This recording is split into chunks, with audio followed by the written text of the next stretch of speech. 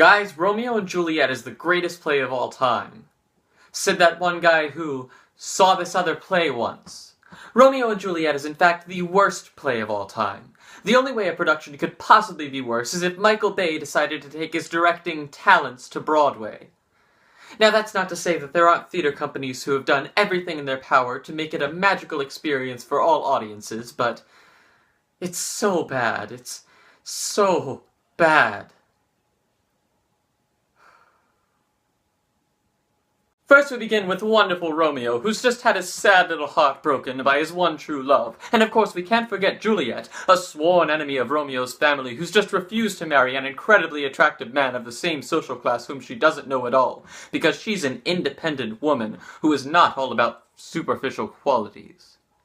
So of course the first time they meet each other, Romeo immediately falls in love, forgetting his one true love because he's just found his one true love. And of course Juliet disregards the will of her parents, and immediately falls in love with this incredibly attractive man of the same social class, whom she doesn't know at all because she's an independent woman who isn't about superficial qualities. So naturally she kisses the young man of about 20, but it's okay because she'll be 18 in just 5 short years. Well, at least she chose the sexy pedophile over the socially acceptable arranged marriage. They have a dance, which lasts about 5 minutes before Romeo leaves, but don't you worry, because boyfriend material is soon hiding in her bushes in her garden, watching her alone in her bedroom, and totally not hoping that she starts changing anytime soon. She then begins her famous line, "Romeo, Romeo, wherefore art thou Romeo?" Okay, can I just take a minute?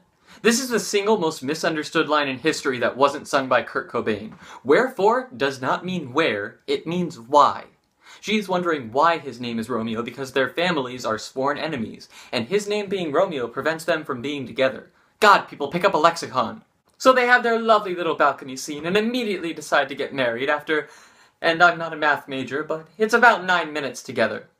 And since Juliet is only 13 and Romeo is about 20, they go to the only person in the area who would be willing to start such a secret and inappropriate sexual relationship. Any Catholic priest. And it's a lovely wedding, or one might assume, because it's not actually in the play for some reason.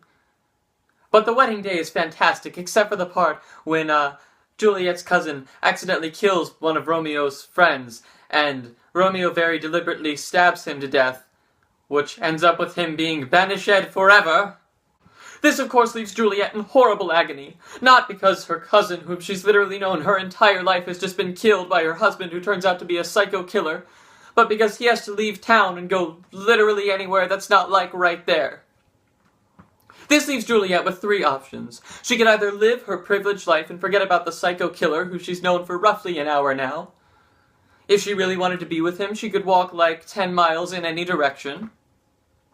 Or she could fake her own death and be buried with the rest of her family, where Romeo would eventually meet her after a messenger eventually probably gets there after she goes unconscious, and hopes that the people who are spreading the news of her death don't just, like, have a horse or something that would allow him to go faster than the messenger who is on foot.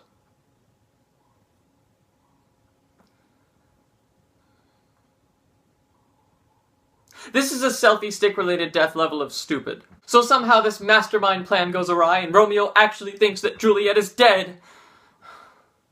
So since he could never go back to the life that he lived all those days ago, he decides to take his own life, which only goes to prove the point that he's a normal, sane pedophile. And of course Juliet wakes up to find that her lover has killed himself. And since she could never go on like this, she takes her own life. And why? Because she's an independent woman who isn't all about superficial qualities. Thank you.